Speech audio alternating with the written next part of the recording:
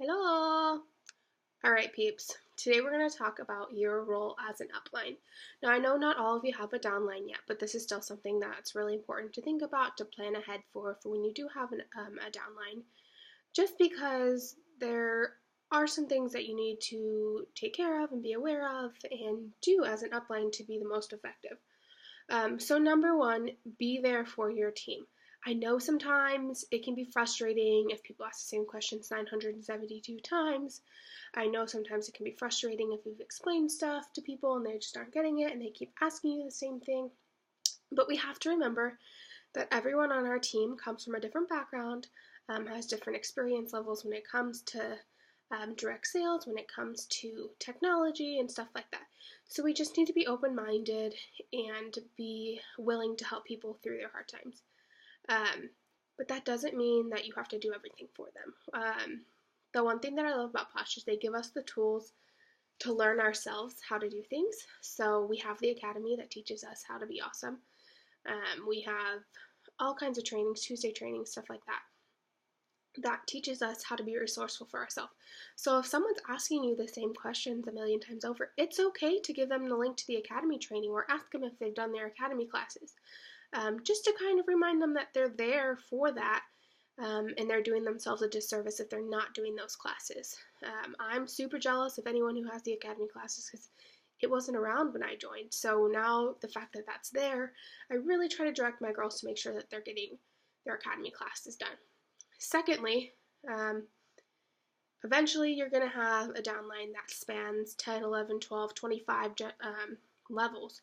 And you need to set a precedence in advance of how you're going to deal with that. So make sure that your downline knows if they're growing their team, they have the same expectations to help their own team out that you have with helping them out.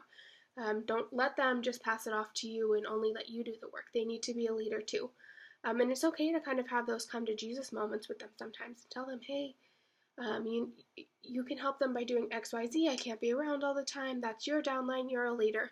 And just let them know that it's okay to be a leader. Sometimes it's a really scary thought, like, I have this team, what do I do now? I know sometimes for me it's terrifying. I look at numbers and I'm like, I'm totally not qualified to be doing this.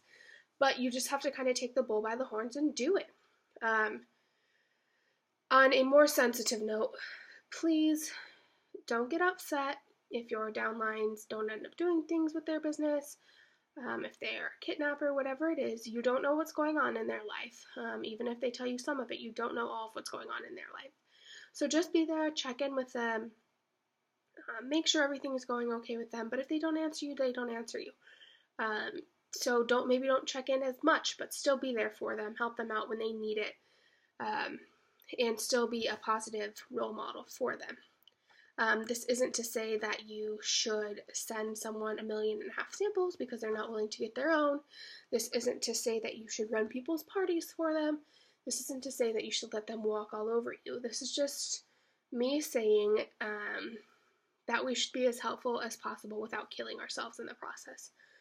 And also when you are helping out new teammates, when you're helping out downlines, make sure whatever you're doing is scalable. You don't want to be sending a huge box of stuff to 2,000 people. It's just not scalable. It's not possible to do. You'd be spending all of your commissions on it. So maybe make sure that whatever you're doing is something that you can keep doing when you're getting multiple recruits a month, when you're getting 100 new people on your team a month. Make sure that everything that you're doing is scalable. So you don't want to be sending out a handwritten card this long to 2,000 people each month. It's just not going to work. So make sure whatever you're doing now is something that you can scale to 2,000, 20,000 people on your team, because it will happen if you're persistent enough. So I really want you to sit down today and think about what you're doing right now for your team. If you don't have a team, what you would be doing for your team. And think about how you can maybe fine tune it and make it a little bit better, so that you're not killing yourself in the process, overdoing yourself, and also so you're teaching your team to be resourceful. So task number one, I'll reiterate it in the comments, but just think about what you do for your team and if you're going to be able to make that scalable. All right, have a great day, guys.